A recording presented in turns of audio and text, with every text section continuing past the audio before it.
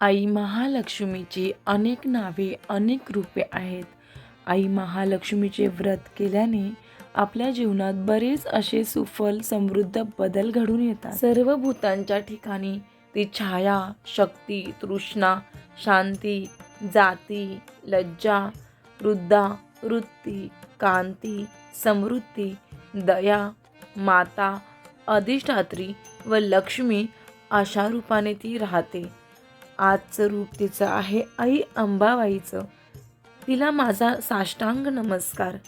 कैलासावर पार्वती, क्षीरसमुद्रात सिंधू कन्या, स्वर्गात महालक्ष्मी व भूलोकी लक्ष्मी, ब्रह्मलोकी सावित्री, गोलोकी राधिका, वृंदावनी रासेश्वरी व चंदनवनी चंद्रा, चंपकवनी गिरिजा, पद्मवनी पद्म्या, मालतीवनी मालती व कुंदवनी कुंदवंत, कुंदवनी कंदमाला, राजप्रसादी राजलक्ष्मी आणि घरोघरी ती माझी ग्रहलक्ष्मी अशा विविध नावांनी आई महालक्ष्मी ओळखली जाते. तिला माझा नमस्कार असो. जगभरात विविध ठिकाणी प्रत्येक घरोघरी आई महालक्ष्मीचे गुरुवार हे प्रत्येक स्त्री करत असते. अगदी भक्ती भाव सर्व निष्ठेने ती तिचे व्रत वैकल्य पूर्ण करत असते. व्रत करत असताना अनेक अडचणींना ती सामोरी जाते. त्यापैकीच कधी मासिक धर्म, कधी विटाळ, तर कधी सूतक सोयरे. तर अशा विविध अडचणी ह्या प्रत्येकाला येतच असतात, पण त्यातून पुढे जाणं हे आपल्या हातात असतं. तर अशाच एका प्रश्नावरती आपण बोलूयात आज. बऱ्याच जणींचा प्रश्न असतो की 4 गुरुवारांपैकी किंवा 5 गुरुवारांपैकी एखादा गुरुवार जर करता आला नाही तर उद्यापन कोणत्या दिवशी करावे, कसे करावे किंवा कोणत्या गुरुवारी करावे.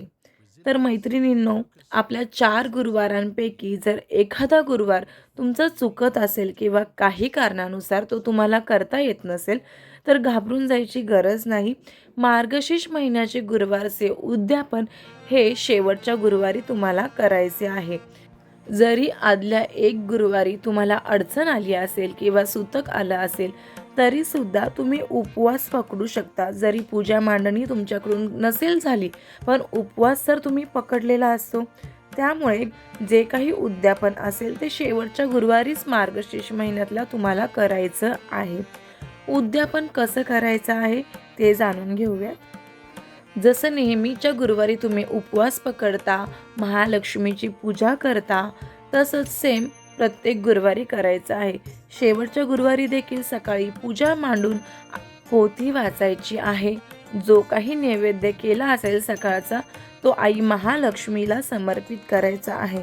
संध्याकाळी तुम्ही 5 किंवा 7 सवाष्णी जेवायला किंवा प्रसादाला देखील बोलवू शकता. तुमच्या यथाशक्तीनुसार तुम्ही जे काही त्यांना देऊ शकता ते तुम्ही द्या. जसे की एक पुस्तक किंवा अष्टरचे फूल किंवा गुलाबाचे फूल, तुम्हाला जे काही पॉसिबल आहे ते तुम्ही त्या दिवशी वाण म्हणून देऊ शकता. आपल्या घरी आलेल्या प्रत्येक सवाष्णीमध्ये आई महालक्ष्मीचे रूप पाहावे. तिला हळदी कुंकू लावून तिचे स्वागत करून तिला नमस्कार करावा व जे काही तुम्ही वाण देणार आहे ते वाण देऊन त्यांना महाप्रसाद किंवा प्रसाद द्यावा. दुसऱ्या दिवशी आपण केलेल्या मांडणुकीचे आपल्याला उत्तर पूजा करायची आहे.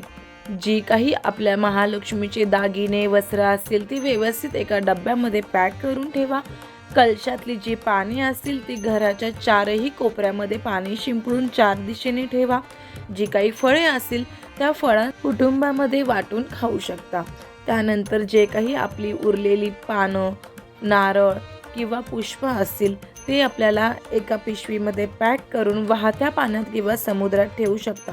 तर इथे महत्त्वाचा पॉईंट हा आहे की कोणी नारळ हा वाहत्या पाण्यामध्ये सोडतं किंवा तो तसाच प्रसाद म्हणूनही खाऊ शकता किंवा तो नारळ तुम्ही देवाऱ्यामध्ये कलश म्हणून वाढवू सुद्धा शकता.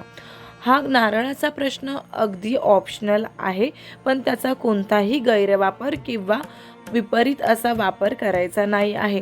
एकतर तुम्हाला तो व्यवस्थित नियमानुसार पाळता येत नसेल तर समुद्रामध्ये वाहत्या पाण्यात सोडू शकता किंवा प्रसाद करून खाल्ला तर प्रसादाचा एक कणही वायाला गेला नाही पाहिजे.